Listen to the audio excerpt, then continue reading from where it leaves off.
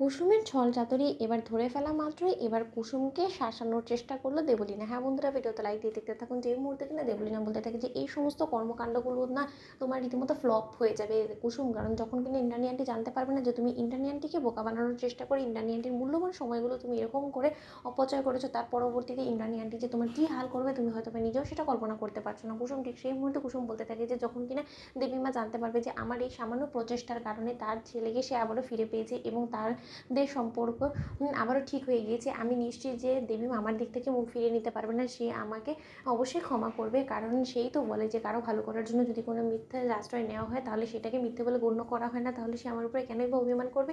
তার থেকে বরঞ্চ দেবলীনা ম্যাডাম আপনি আপনার মনটাকে একটু বড় করার চেষ্টা করুন। আপনি তো এবারে হবু বউ হতে চলেছেন, তাই না? তাহলে এইবারের মঙ্গলের কথা ভেবে এই সমস্ত চেষ্টা তো আপনিও করতে পারতেন, কিন্তু তা না করে আপনি কী করছেন, রীতিমতো কী করে ছোটো সাহেব এবং দেবী মায়ের মাঝখানে দূরত্ব সৃষ্টি করা যায় আপনি সেই ব্যবস্থা করে চলেছেন। আপনার লজ্জা করছে না? আপনি এত ভালো বউ সাজার চেষ্টা করেন, কিন্তু তার সত্ত্বেও পিঠ পেছনে তো দেবীমাও জানে না যে আপনি কতটা নোংরা একটা মন মানসিকতার মানুষ। অন্যদিকে এই কথা বলা মাত্র যখন কিনা উপস্থাপিকার একের পর এক প্রশ্নমুখে বিধ্বস্ত হয়ে ইন্দ্রাণী গাঙ্গুলি এক পর্যায়ে ক্ষিপ্ত হয়ে যখন কিনা বলতে থাকে যে অনেক হয়েছে, অনেকক্ষণ ধরে আজে বাজে প্রশ্নের উত্তর দিয়ে চলেছে আমি একের পর এক গেমে ছলনায় আপনারা রীতিমতো আমার মূল্যবান সময় অপচয় করছেন এবং আমি এটা কোনো মতেই আর সহ্য করতে পারছি না। অনেক হয়েছে, আমি আর কোনো মতে 1 মিনিটও এখানে সময় ওয়েস্ট করবো না। আমি এক্ষুনি এখান থেকে চলে যাবো।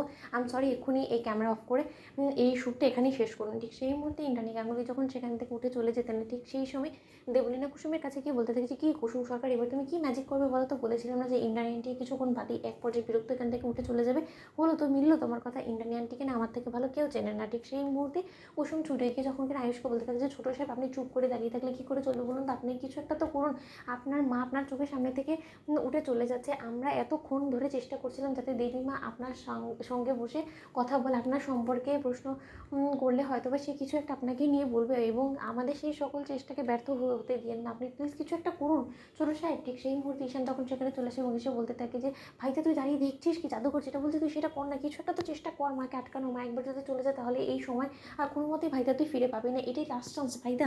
ঠিক সেই মুহূর্তে এক পর্যায়ে যখন আয়ুষ ওর মাকে যাওয়া থেকে বাধা দেওয়ার জন্য যখন কিনা গান ধরে, ঠিক সেই মুহূর্তেই দেবলীনা বলতে থাকে যে কী ন্যাকা ন্যাকা গান গাইতে শুরু করে দিল। আয়ুষ মনে করেছে ওর এই গান শুনে ইন্দ্রাণী আন্টির মন গলে যাবে এবং ইন্দ্রাণী আন্টি থেমে যাবে। কোনোভাবেই না, ইম্পসিবল। ইন্দ্রাণী আন্টিকে আজকে কেউ বাধা দিতে পারবে না। ইন্দ্রাণী আন্টি আজকে আয়ুষকে যা দেওয়া দেবে না, তার পরবর্তীতে ইন্দ্রাণী আন্টি হয়তো বা আয়ুষের মুখদর্শনও কোনোদিনও করতে চাইবে না। Ayush B prepare. কিন্তু এই সমস্ত কিছুর জন্য যে কুসুম সম্পূর্ণরূপে দায়ী, তার পরবর্তীতে ইন্দ্রাণী আন্টির কান ভাঙালে কুসুম আজকে তোমার কী হাল হবে তুমি শুধু সেটা দেখো, কারণ আমার কোনো মতেই মনে হয় না যে সমস্তটা জানা মাত্র ইন্দ্রাণী আন্টি তোমার মুখদর্শনও করবে। তো বন্ধুরা, লাইক এন্ড শেয়ার করো, সাবস্ক্রাইব করো।